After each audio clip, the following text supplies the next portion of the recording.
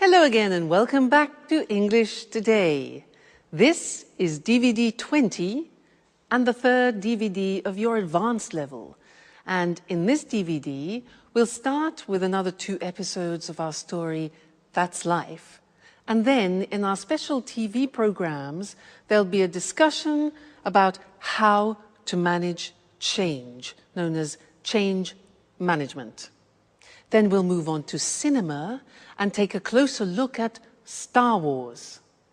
Then, in the grammar section, we'll look at ways of expressing your opinions in English. Then we'll study the construction used to, which we use when we're talking about habits. All right? So, have fun.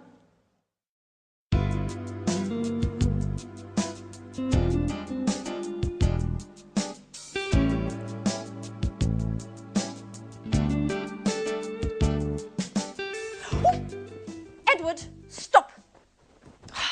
Put that infernal gadget away. That's enough. There's a limit to everything, you know. Great. That's it, Anne. Go on like that. You are fantastic. Oh, fantastic, my eye. I told you to cut it out. Alice! Alice! Yes, Anne, what can I do for you? Stop laughing. Oh, Anne, come on. And tell your director friend to give it a rest. And put away that damn video camera.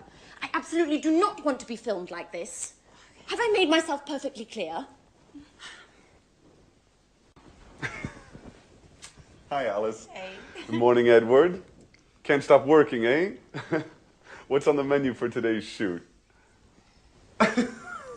Wow, Anne, you look beautiful. Excuse me, could I use the bathroom for a moment? Anne? Thanks. Oh, calm down, Anne. None of these sessions are going to be shown for air. At least for now. What exactly does for now mean? Well, once all the material's been put in place, cut and edited, Edward's planning on showing it to a producer. If it's accepted, the idea is to go for our own TV program. Isn't that a great idea? What? Yeah. Producer? Television? Mm-hmm. Let me in, Jack. Let me in. No, let me in. Oh, oh, oh, let me in. Oh.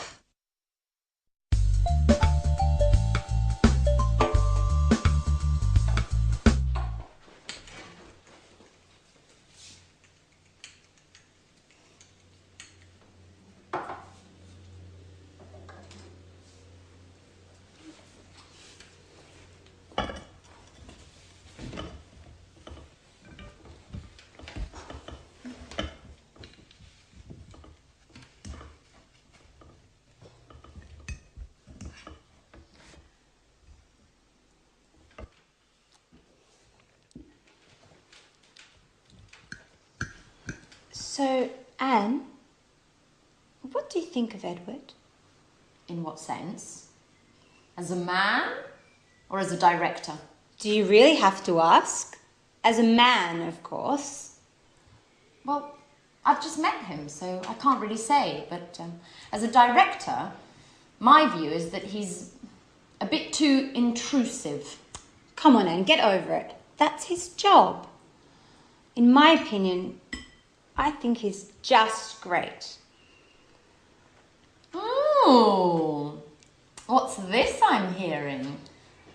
Our little Alice might be in love? Well, yes. As I see it, Anne, this is the first time in my life I've fallen head over heels in love. So much in love. But he doesn't even notice me. You know, we share so many common interests and we see things in the same way. We can talk for hours on end, but it just ends there. He looks on me as a good friend.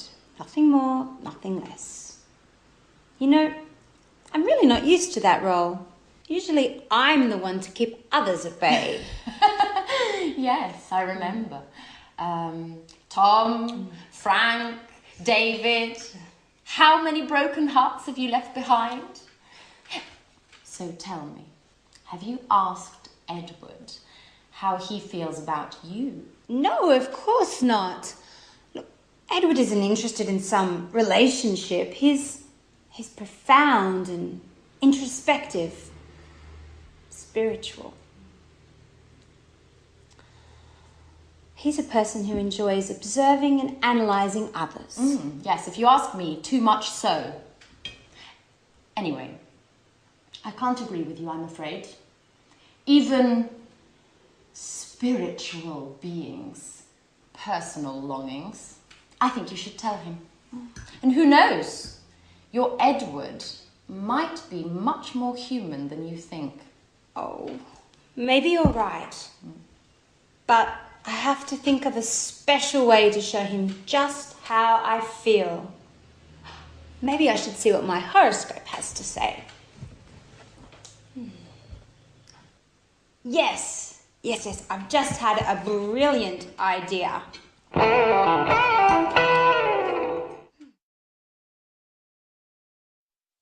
Hello again and welcome back to your live English language TV program. Did you hear in that episode how the girls were talking about their love problems? They were exchanging opinions about their love problems. Well, that's what I want to study with you now, is how do you express your opinion in English and how do you ask other people for their opinion? Now, to do this, I want to talk about an article which I read yesterday, in fact, in this magazine about women. And the article made some statements, and I want to ask you what your opinion is about the statements that I read, and I will tell you mine, all right? Well, I read this. Women are less rational than men. Women are less rational than men. What do you think about that? Yeah, well, I can go along with that. I agree in a way women are more emotional and more instinctive, yeah? Do you agree? Next thing. Other thing they said is women are less intelligent than men. Women are less intelligent than men. Now, what do you think about that? Well, I totally disagree with that. I don't know about you. Women are less intelligent than men. Who wrote this article? Men are stronger than women. Do you agree? Well, yeah, I mean, physically, men usually are stronger than women. Maybe emotionally and morally, we could debate the fact. Yeah? Maybe? Okay. Next one. Men make better leaders than women. Do you agree with that? Yeah, up to a point. I mean, most of the leaders in this world are men. But maybe it's because women haven't had enough chance to be leaders yet. Who knows? All right, and the last one is a woman's place. A woman's real place is in the home. What do you think about that? I totally agree. A woman's place should be in the home. Nice article. Let's move to language. Maybe it's better. Let's talk about the language we use when we give opinions. And let's use the screen. So, asking for somebody's opinion, how can you do that?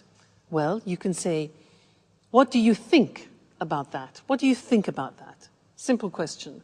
Or, what's your opinion?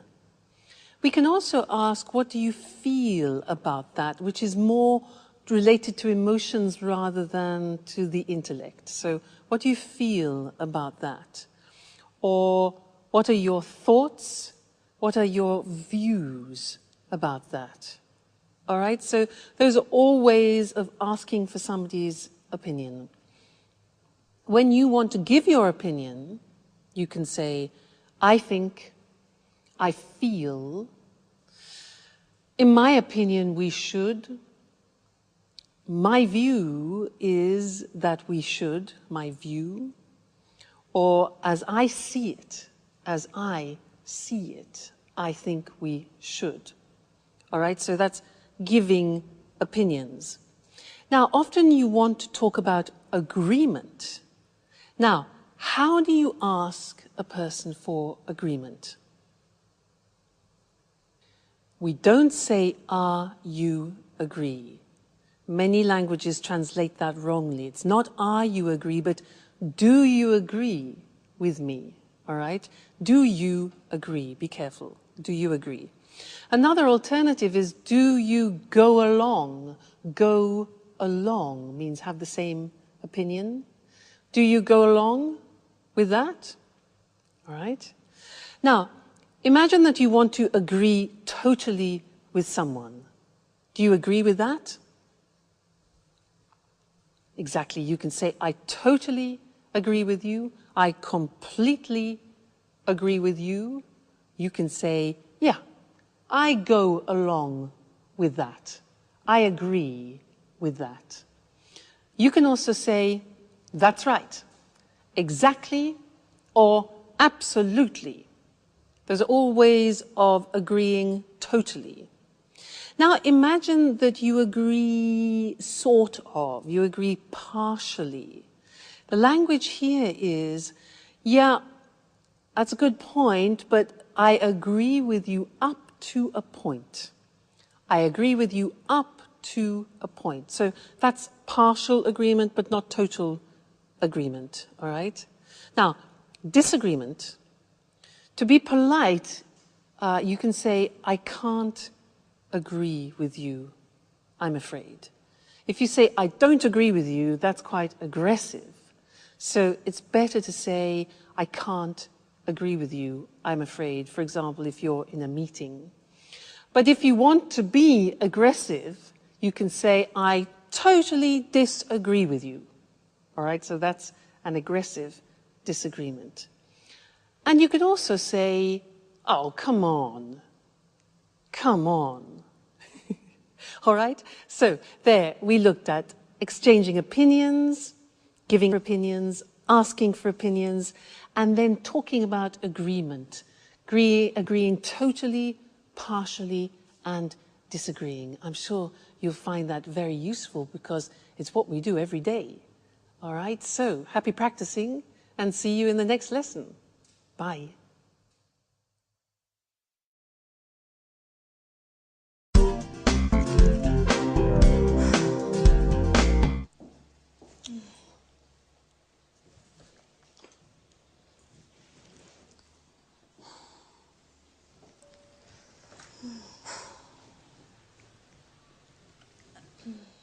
Alice? Are you feeling okay? Oh, yeah. Hi, Anne. I'm just preparing a little lunch for Edouard. Edouard? What's with the French accent? I thought you said he was Canadian. He is, from the French part.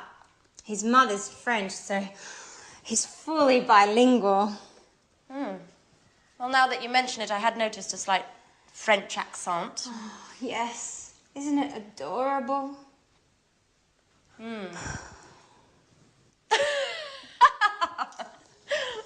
Well, I must say, love does work wonders. I'm not at all used to seeing you as a housewife. Well, to tell you the truth, I haven't got used to it yet. You know, I just hope I got the recipe right. You know, I followed the instructions to the letter. But you know I feel like a fish out of water with these things. So, you've decided to go for Edward's jugular. Well, not only that. Here's the crowning touch. What is it? It's a Chinese fortune cookie with a little note inside. What a romantic idea. Do you think? I wrote the note myself. I thought I would surprise him by hiding it inside his napkin. Like this. What do you think? I think it's just perfect. You'll see. It will go straight to his heart. Oh. Wait, stop.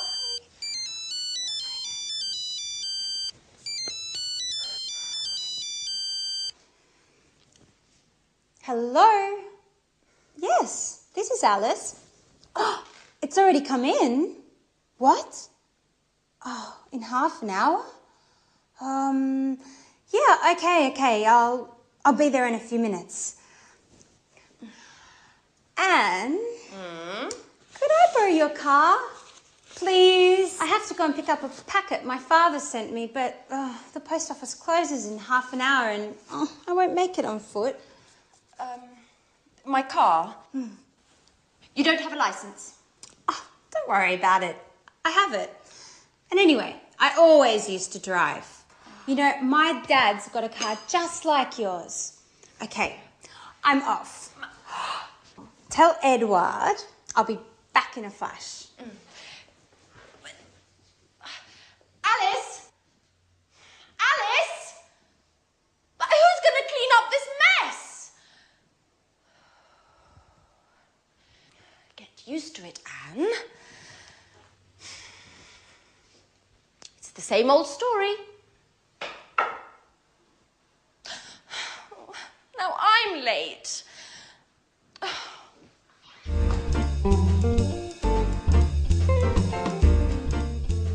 Oh, I can't believe I always get myself into these situations. I'm late and here I am helping Alice with her grand plan. I am. Oh, hello. Oh, that smells great. My compliments to the chef. Oh, no, Edward. It's not like you think. I have to go. I've got a meeting with my boss. Alice has just gone out. She told me to let you know that she'll be returning soon. Bye-bye. Well, I'm starving. What's this? A little note? A little delight for the man who's got my heart racing. What? What's this all about? There must be some mistake. Oh, well, yes, this is my napkin. Who could have written this? Oh my God! Anne! But she was just here and she was so shy. This is getting interesting. Anne is very cute. So what am I going to do now? I'm not used to these things. Now, where has it gone? Well, it's not here. It's not there either. Edward? Yes? Have you seen my mobile phone?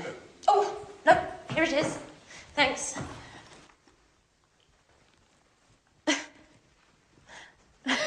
Pardon me. Why are you eyeing me like that? Nothing. Well, all right. I've got to run. Bye-bye. She's acting like nothing is happening at all. This is getting very interesting.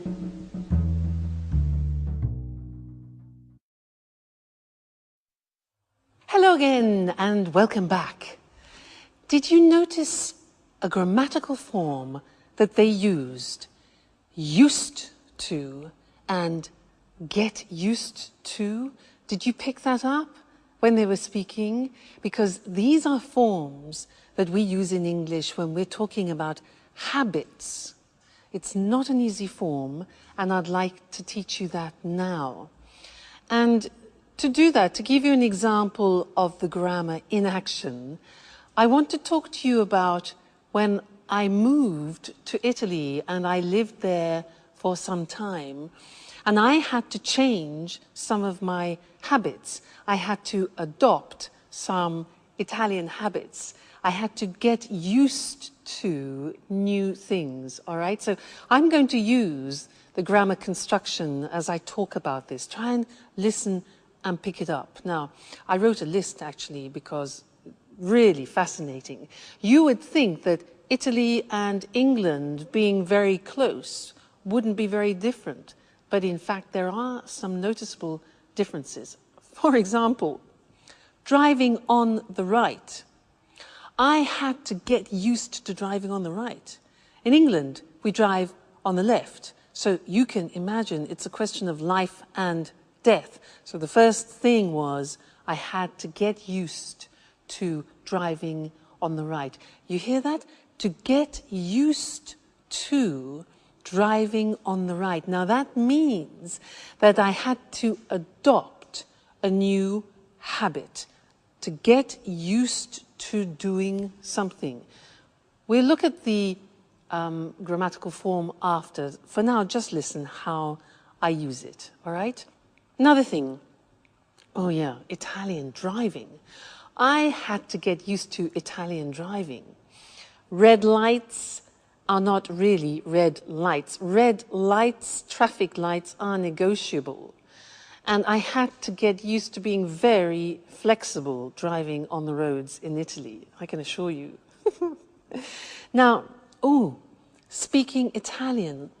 Now, when you speak Italian, you divide the world into masculine and feminine. And you know that in the English language, we don't have masculine and feminine. For table is neutral, whereas in Italian, it can be masculine or feminine. For example, a computer is masculine.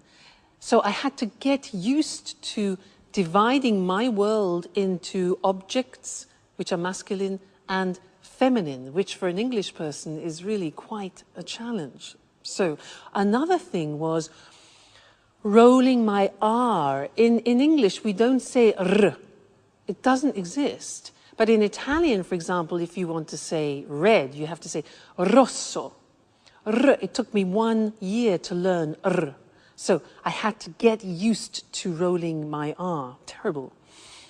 Coffee. In England, we have mugs of coffee like this. In Italy, I had to get used to small amounts of strong coffee. So that was a new habit. But then I found cappuccino, so that was the alternative. And the last thing that I had to get used to was the Italians gesticulating. The Italians use many gestures like oh, and they use their shoulders, oh, and noises as well. And when I saw Italians in the street at the beginning, I thought they were always arguing.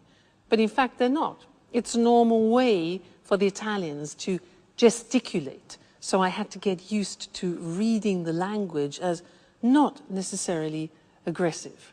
All right, so that's some of the things I had to get used to, all right? Let's go and look at this grammatical form now because it's not easy to use, all right? Let's look at the screen. So to get used to is followed by the gerund form. And it describes this process of changing and taking on a new habit. Look at the examples. I'm getting used to speaking Italian every day. Used to speaking Italian. Now, we use the verb get used to, because it describes the process. And you can put the verb get into any tense, present tense, past tense, future, no problem. Here we have it in the present continuous. So, I'm getting used to speaking Italian every day. Listen to the pronunciation. I said used, with a T sound. Used, not used or used. Used. That's very important to distinguish it from the other verb, use. Okay? Used. The next example, I still haven't got used to driving on the right. Here we have it in the present perfect. I haven't got used to driving on the right. Next example, don't worry, you'll get used to it. For the future, you'll get used to it. All right, so here we have an example in the future, used to it, which is an object. In the past, I had to get used to it. In the question form, how long did it take to get used to? Okay, how long did it take to get used to?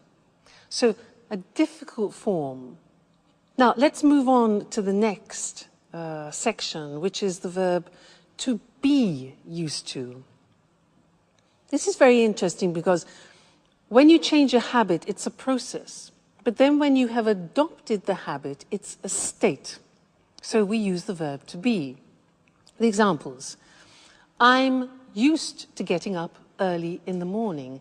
That means that now I do it regularly with no problem. I am used. We use the verb to be for the state. He isn't, negative, used to working alone. In the past, I wasn't used to driving on the right. So here we have a state of a new habit using the verb to be. To get used to do something is adapting a new habit. It's the process. So that's a difficult grammatical form, but it's the only way in English that you can describe taking on new habits. So it's terribly important for you to learn. Don't worry, you'll get used to it slowly but surely. Okay, bye for now.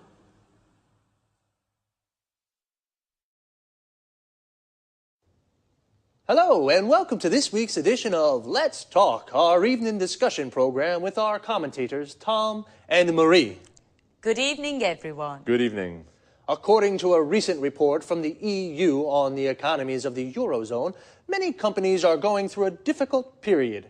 Senior managers are realizing that business as usual is no longer possible. Many companies need to embrace radical change in order to survive. What do you think about this situation? Well, it's true that today companies must face up to the fact that they may have to change the way they do business. New technology is making this change necessary, and new competition can result in a company having to completely rethink its business plan. I agree.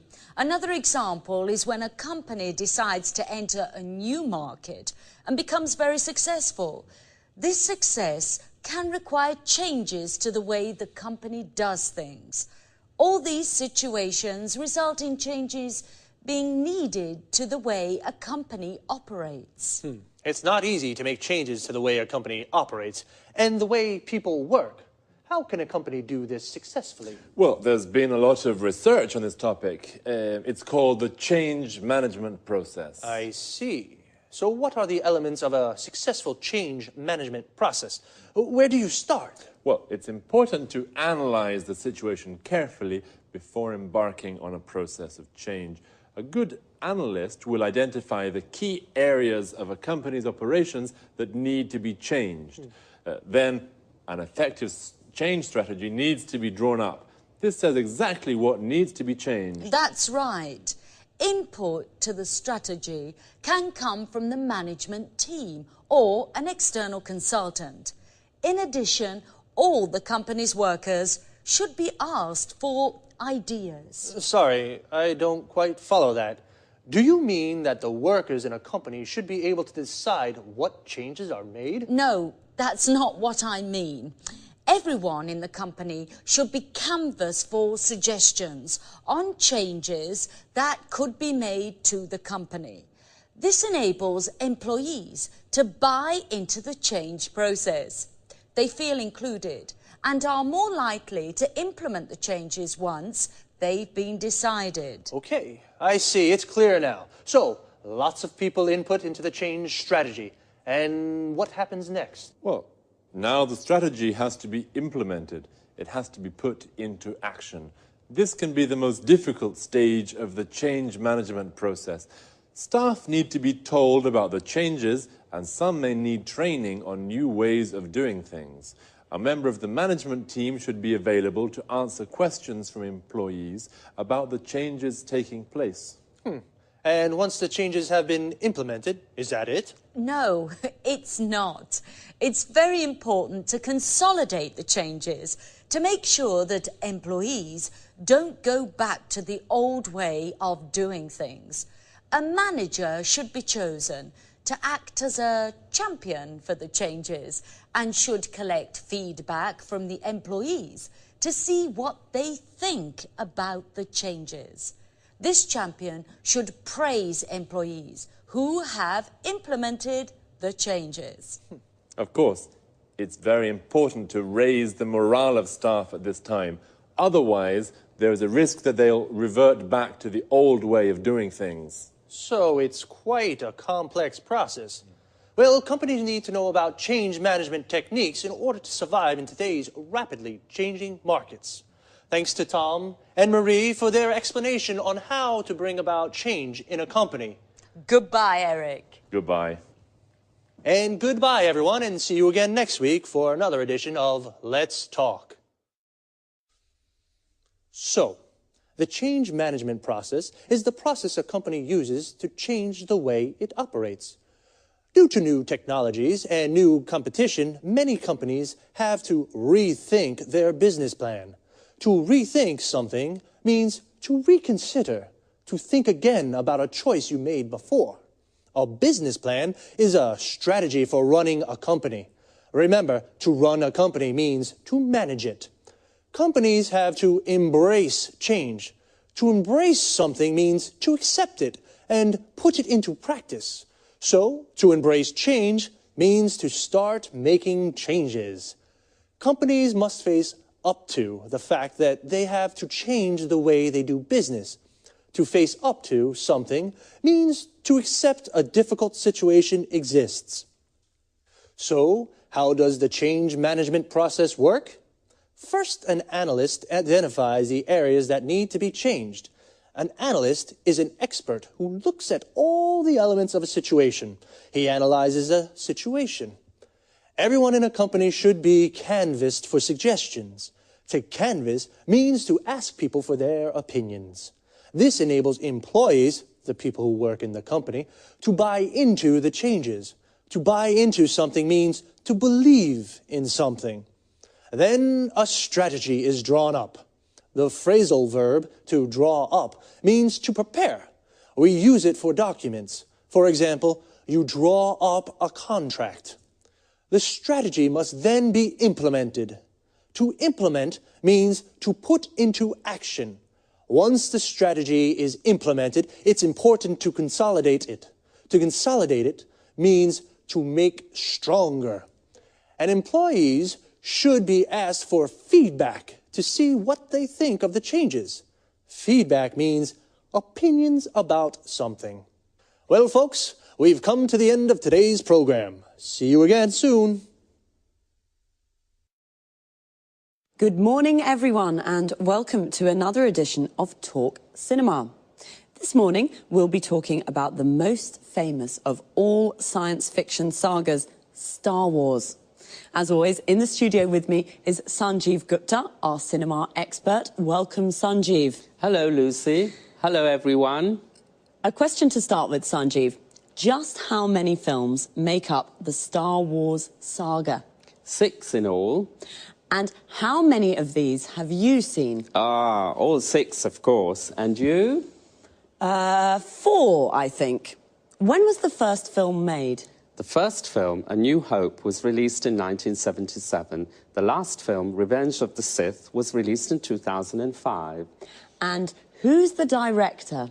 Well, George Lucas wrote the scripts for all the films and directed 4 of them. And what about the other 2? Irvin Kershner is the director of The Empire Strikes Back, and Richard Marquand directed The Return of the Jedi. What's so special about the Star Wars films, Sanjeev?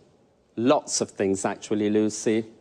You know, the first Star Wars film, back in 1977, broke new ground with its special effects. New methods were used whereby the action shots were taken against a blue background with real models. It doesn't sound sophisticated compared with today's computer-generated effects, but 29 years ago, it was revolutionary. In fact, the amount of time Lucas spent on the special effects almost resulted in the film not being finished.